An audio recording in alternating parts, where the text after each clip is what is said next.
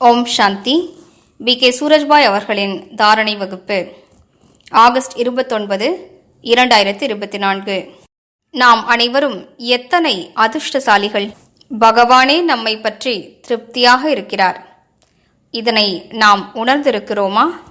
பாருங்கள், ஜென்ம ஜென்மங்களாக நாம் அவரை நோக்கி பக்தி செய்து வந்தோம், அவரை மிகவும் நேசித்து வந்தோம்.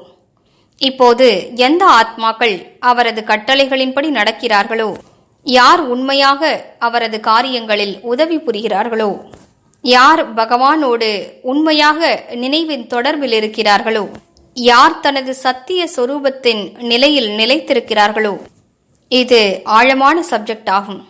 ஆத்மாவின் சத்திய தன்மையில் நிலைத்திருப்பது, பரமாத்மாவின் சத்திய தன்மையை தெரிந்து கொண்டு அவரது சொரூபத்தில் நிலைத்து விடுவது, டிராமாவின் சத்திய தன்மையை புரிந்து கொண்டு தனது மனநிலையை ஆடாத அசையாத உறுதியானதாக ஆக்கிக் கொள்வது.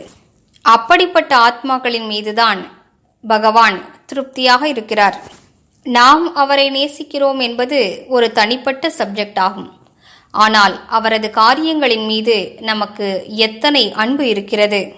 அவரது படிப்பினைகளின் மீது நமக்கு எத்தனை அன்பு இருக்கிறது! அவர் கூறுவதையெல்லாம் நாம் கீழ்ப்படிந்து செய்கிறோமா? உண்மையில் அதுதான் உண்மையான அன்பாகும். பகவான் நம் மீது திருப்தி அடைந்து வரத்தை வழங்க வந்திருக்கிறார். அன்று கூட அவ்யக்த பாப்தாதா கூறினார், என்ன வரம் வேண்டுமானாலும் நீங்கள் என்னிடமிருந்து பெற்றுக்கொள்ளலாம் என்றார். எவ்வாறு பகவான் தன் குழந்தைகளின் மீது திருப்தியாக இருக்கிறார் பாருங்கள்.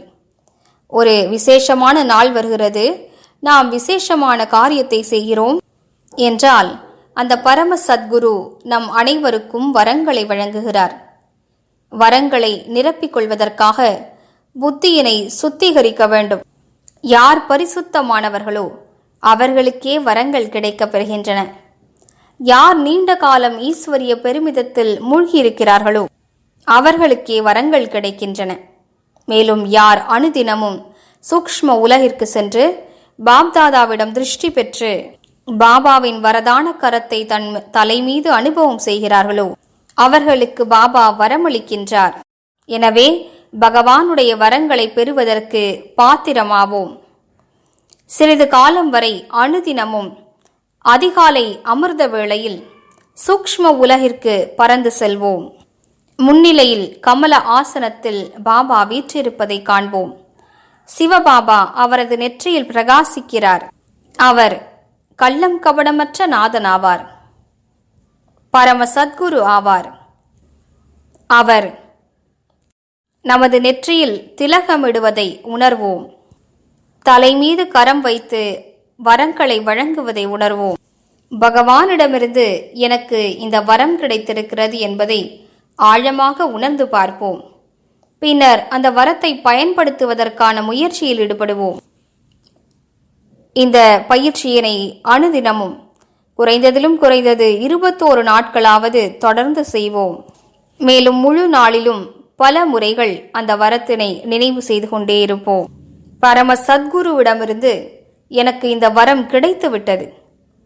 பின்னர் அதனை பயன்படுத்திக் கொள்வோம். பயன்படுத்துவதற்கான சகஜமான விதிமுறையை காண்போம். உதாரணத்திற்கு, என்னிடம் யார் வந்தாலும் அவர்களது துக்கங்கள் தொலைந்து போக வேண்டும். எனது அதிர்வலைகளால் அவர்களது துக்கத்தின் மனநிலை மாறிவிட வேண்டும் என்ற வரத்தை பாபாவிடமிருந்து பெற்றுக்கொள்வோம். பின்னர் யாரோ ஒரு துக்கம் நிறைந்த ஆத்மா உங்களிடம் வருகிறார் என்றால், பாபாவிடமிருந்து எனக்கு இந்த வரம் கிடைத்திருக்கிறது, இதனை நினைவுபடுத்திக் கொண்டு அவர்களுக்கு திருஷ்டி கொடுப்போம்.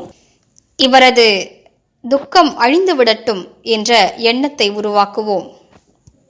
அதே போன்று மாஸ்டர் சர்வசக்திவான் என்ற வரம். இந்த சுயமரியாதையை நினைவில் கொண்டு என் எதிரே உள்ளவருடைய தடைகளும் பிரச்சனைகளும் அழிந்து விடட்டும் என்ற எண்ணத்தோடு திருஷ்டி கொடுங்கள்.